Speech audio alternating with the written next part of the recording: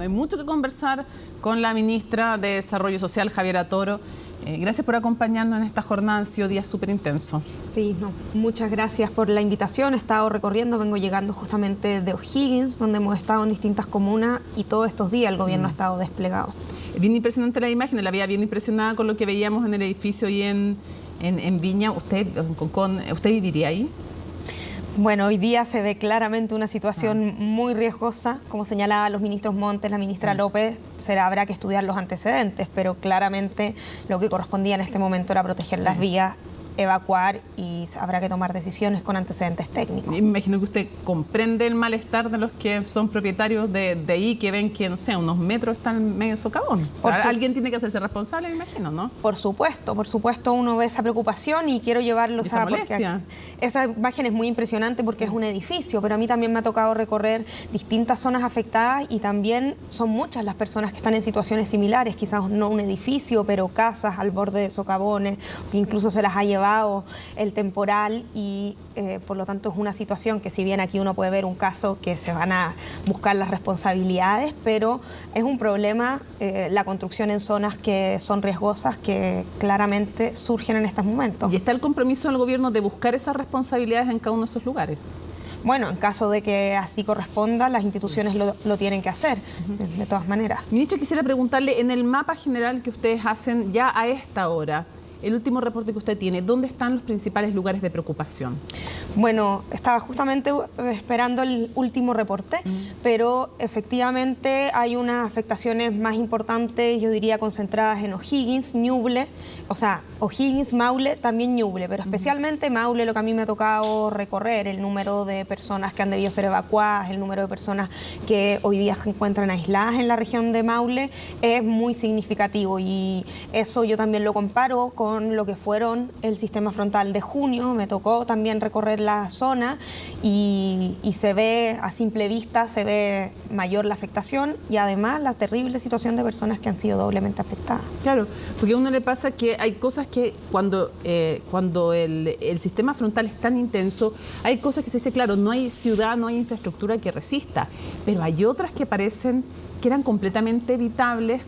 Por ejemplo, cuando se acumula basura y las personas acumulan basura y dejan en un lugar que no debiera ser, como por ejemplo en el Canal Santa Marta, lo vemos en Maipú, pero también cuando vemos lo denunciado el alcalde de Curicó, que se construyen unas zonas que, según él dice, no debiera construirse.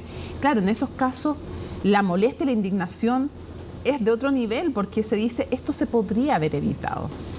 Bueno, yo he estado trabajando estos meses en el plan de reconstrucción y haciendo un diagnóstico también entre los distintos ministerios. ¿Puede explicar a la gente que usted, el presidente, le asignó cuando estaba en otro cargo, cuando estaba en Bienes Nacionales, cuando era ministra de Bienes Nacionales, le asignó trabajar en el proceso de reconstrucción de la emergencia de lluvias que vimos hace un par de meses? Justamente, y estaba en esa tarea, de hecho, bastante avanzados en el plan de reconstrucción.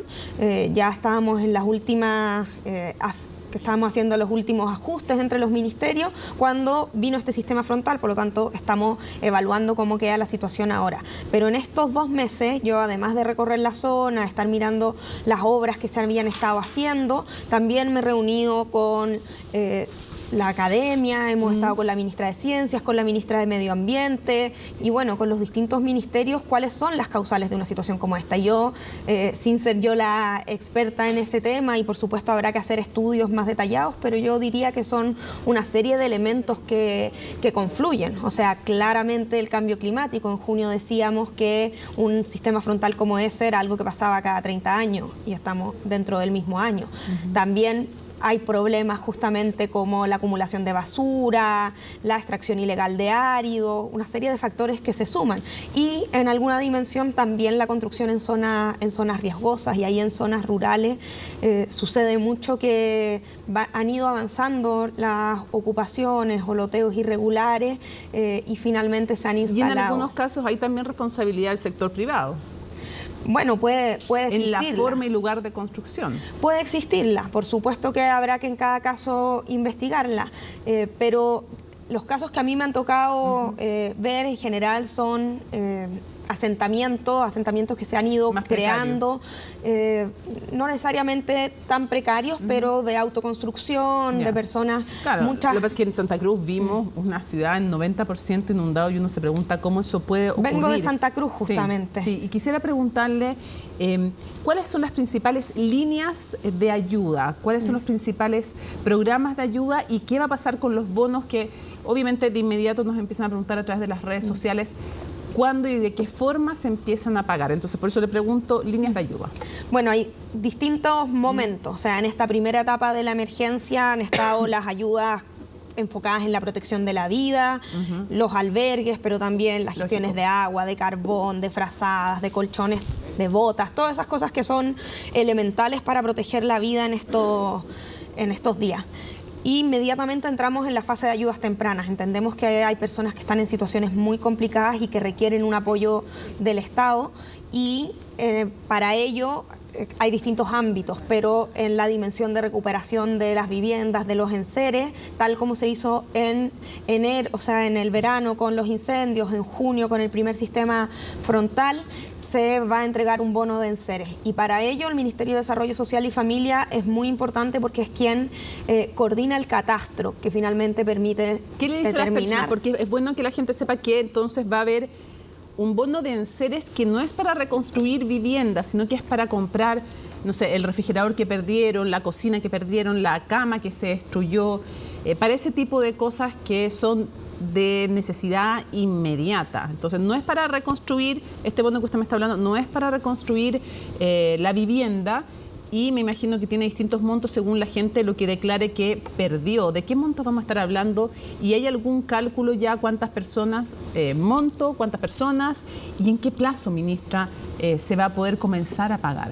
Sí, justamente como tú señalas, este es un bono para la recuperación de los enseres, las cuestiones básicas, es un bono de libre disposición que está en esta etapa. Luego vendrán ayudas justamente para la reconstrucción, para la recuperación productiva, la recuperación de la producción agrícola, pero concentrándonos en este primer momento y en la necesidad de este bono, los catastros están empezaron ayer los municipios en coordinación con el Ministerio de Desarrollo Social en la aplicación de las fichas FIDES. Esto implica también parte de un aprendizaje de las dos catástrofes que hemos tenido en el año. Estamos empezando una aplicación de las fichas FIDES adelantadas para que puedan llegar las ayudas lo más temprano posible, entendiendo que hay algunos lugares que todavía va a ser más complicado llegar por temas de conectividad, pero la idea es avanzar lo más posible allí donde hoy día se puede llegar, y para ello se están disponiendo los funcionarios, el municipio va a las personas, y si no las personas, si no llegan, pueden ir al municipio.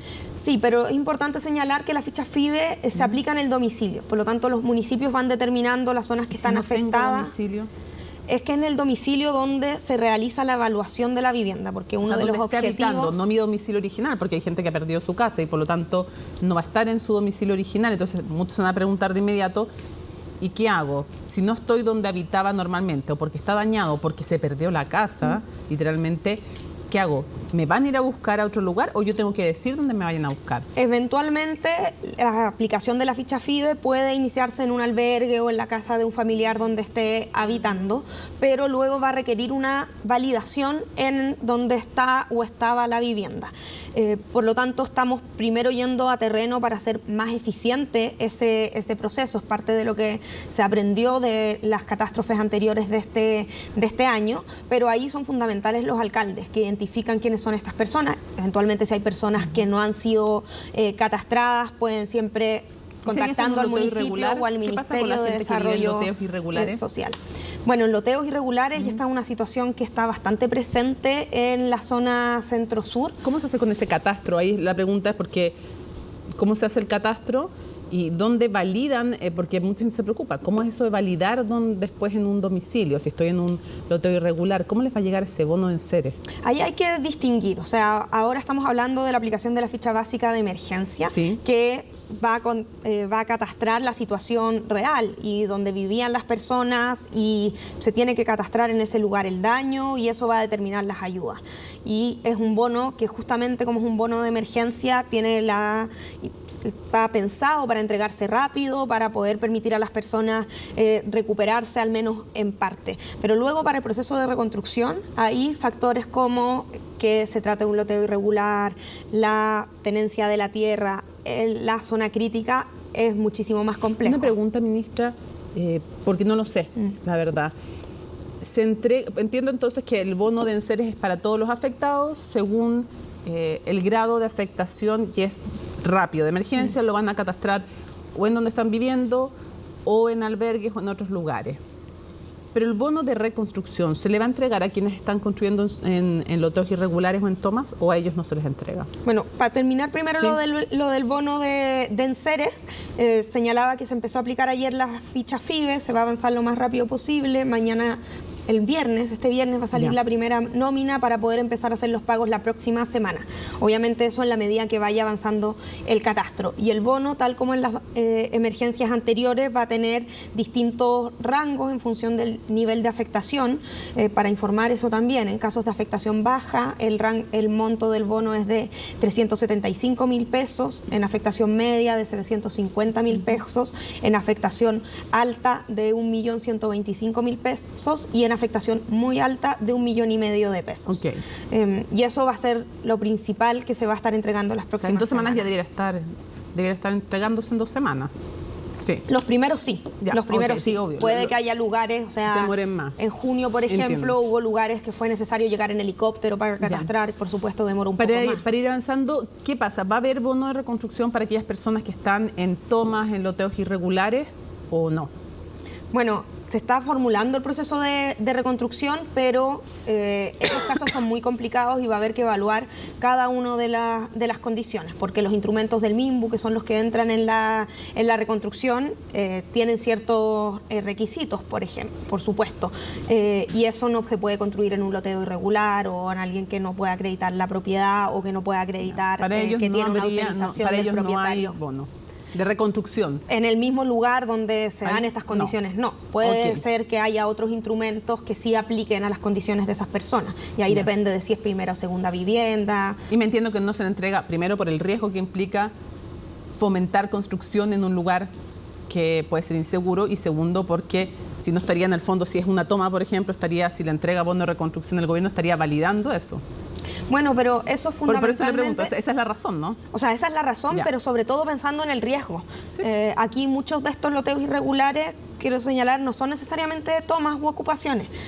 Pueden ser loteos irregulares, loteos brujos, personas que lotearon y vendieron acciones y derechos, que no tienen la propiedad propiamente tal, pero sí compraron derechos sobre un terreno. Entiendo. Se mezclan las dos cosas, la propiedad y la inseguridad. Justamente. Okay. Quiero seguir avanzando. ¿Qué le responde? Porque usted hablaba, los alcaldes son fundamentales en esto, ¿no? Y hay varias asociaciones de alcaldes, unas tienen una afinidad política, otras tienen otra afinidad política, otras no tienen, dicen, afinidad política, pero en fin, más allá de aquello, hubo una polémica con la AMUT, que es la Asociación de Municipios de Chile, y ahí el presidente de la AMUT, que es el alcalde más de Zapallar, Gustavo Alessandri, tuvo de alguna manera un altercado o una polémica con el subsecretario del Interior, porque el subsecretario del Interior dijo que no se podían movilizar las ayudas si es que los alcaldes no estaban en el fondo básicamente en el consejo y en el comité de gestión de riesgo de esa comuna, y desde la MUT, molesto, Alessandri le dijo que había que dejar las ideologías de lado y que las ideologías chocaban con la realidad y que estaban viendo además una ineficiencia pura del gobierno. ¿Cuál es su postura? ¿Qué le responde usted al alcalde Alessandri? Bueno, lo que señala el subsecretario Monsalve tiene que ver con la instalación del nuevo Sistema Nacional de Prevención de Riesgos y Desastres, que es lo que le está reemplazando a la ONEMI. Y lo señalo porque en el nuevo sistema forman parte de distintas instituciones y parte desde los gobiernos comunales. Los gobiernos comunales forman sus propios COGRIT, forman parte de la estructura de emergencia y por lo tanto son fundamentales para levantar la información, para solicitar la ayuda, para que luego pueda actuar la institucionalidad y puedan liberarse los recursos de Senapred, etcétera. Y en ese sentido, la instrumento, los alcaldes conocen perfectamente esto, es a través de una ficha alfa, que es una ficha muy sencilla que levanta la necesidad y así la procesa Senapred. Entiendo, ministra, lo que quiero entender también, es que entiendo que son fundamentales en esta nueva institucionalidad los alcaldes que estén presentes en esas instancias que usted está mencionando. Si lo que quiero entender es si usted me está diciendo con eso que hay alcaldes y de cuál serán de la mucho que hay alcaldes que no están en donde deberían estar respecto de estos comités. Yo he estado con alcaldes de distinto signo político, creo que eso no distingue en una situación como esta, al contrario, todas las instituciones están actuando de manera coordinada, pero si hay casos en que hay solicitudes que no han llegado, que no se han canalizado a través de Senapred, por supuesto no es posible para el sistema recibirlas, catastrarlas, pero por eso mismo... Si le preguntaba si es que había pasado eso. Eso es lo que le estoy preguntando. ¿Pasó que no canalizaron bien algunos alcaldes? Hay algunos alcaldes que han solicitado apoyo, que se han reunido. Por ejemplo, hoy día mismo yo estuve en Santa Cruz, estuve con el alcalde de Santa Cruz y él también había tenido una reunión con el delegado presidencial regional, con el director regional de Senapred, para también coordinar la manera en que se hacen esas solicitudes a través de Senapred. Yeah. Y se está apoyando así a los municipios que han requerido ese apoyo. No me quedó claro si se lo está apoyando desde el gobierno central. Sí, no me quedó claro si habían algunos que no habían cumplido con la forma adecuada. Hay municipios que todavía no han solicitado alfas. Entiendo, ya.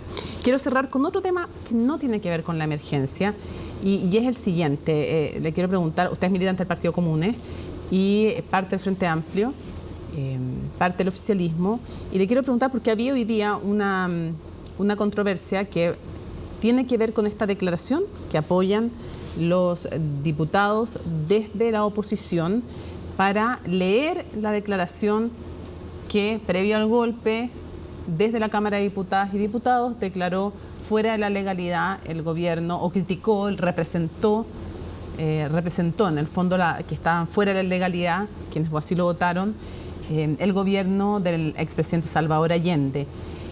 Y se ha dado esa controversia y ha respondido la ministra Camila Vallejo diciendo que le parece que es un retroceso civilizatorio. Y hoy día se sumó otro tema más, que es la negativa de algunos diputados a apoyar una declaración en contra de la violencia sexual que se ejerció contra mujeres en la dictadura. Bueno, también contra hombres, pero específicamente se estaba hablando de aquello y la diputada Navellán dijo que eso era parte de mito urbano. Quiero preguntarle por las dos situaciones, ¿cuál es su opinión?